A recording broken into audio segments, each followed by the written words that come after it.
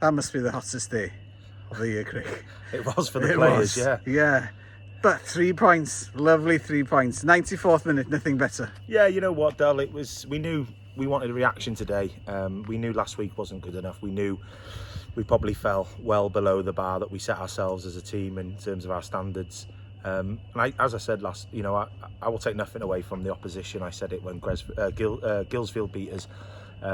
Ruffin were deserving on the day in terms of the way they applied themselves. The disappointing thing for us was the way we applied ourselves wasn't, as I said, to the standards we set. But today, beautiful afternoon to watch a game of football first and foremost. I think the boys felt it, but they left everything on the pitch, and that, as a manager, is all I can ask from my players.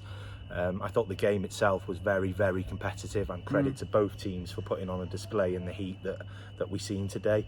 I thought the initial start for ourselves was so much better than what it has been in recent games. We were at it, we were locked on, we were moving the ball really well, we were looking confident, and we were looking dangerous. And every time we had in possession, I thought out of possession we held our shape really well as well. I thought up until the first water break we could have gone 2 or 3 up and really punished Gresford. But after the water break, we continued to apply the pressure, but they grew into the game. We got ourselves ahead, which was brilliant play from Danny Brookwell. The desire that boy shows is an example to any young aspiring footballer, and to all his teammates. Really, he really does set the tone from an energy point of view. Cavs put the penalty away well. He stepped up after missing last week, and he's taken it really well today. He got a second as well, but the disappointing thing was once we scored, we took our foot off the gas a little bit. We sort of eased off and we backed off, and credit to Gresford, they scored pretty early after we got the lead, and it was frustrating, and it was a goal that could be avoidable, but we've again shown great resilience to get the second goal.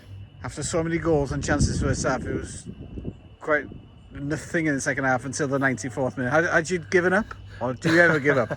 No, we never give up, Don. I think that the result is evidence of that. I think, as I said, we've got the second penalty from the handball, but that was great play leading up to the handball, and Cavs buried it.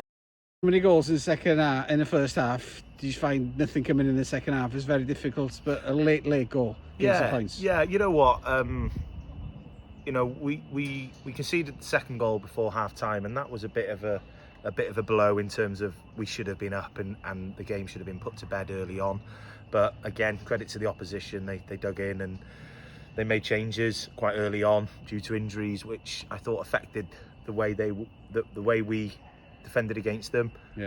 When Chaplin went off, they brought on Oslu, who dropped into the holes, into the pockets, and caused issues. But we addressed that at half time and made sure that the lads were switched on, and I think today in the heat it was about concentration, and the team who was going to have that concentration for the longest period would eventually go on and win. I didn't think it would last as long as it did. I thought we applied real pressure in the second half on Gresford, and could potentially have scored a third or a fourth goal, but on the counter they also could have nicked it themselves, and they'll feel aggrieved that they've not got something today. But on the whole, I'm made up for the lads. It's something that we wanted to do. We want to build on in terms of getting ourselves a result that matters, and something that we can build momentum from. So on to the Welsh Cup now next week.